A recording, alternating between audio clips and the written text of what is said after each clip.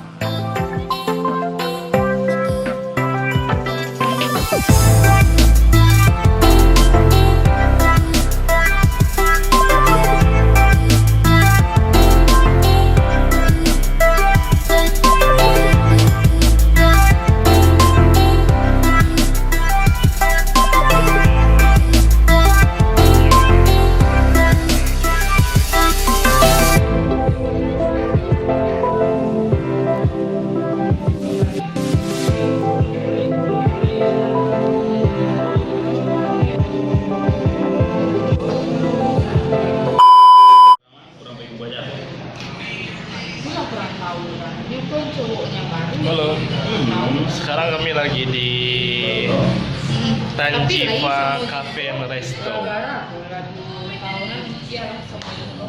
cafe baru di Bukit Tinggi dengan desain elegan. Dan ini ownernya Mbak Tika. Silakan di follow, nanti saya bikin captionnya di bawah Instagramnya Tika ya. Instagramnya ada Tanjiva Cafe. Tanjiva Cafe. Jadi buat teman-teman yang suka nongkrong-nongkrong di Bukit Tinggi, silahkan mampir ke Tanjiva Cafe dan Resto. Alamat di Simpang Tembok. Gampang kok nyarinya. Ya bro, ini kita lagi ngumpul-ngumpul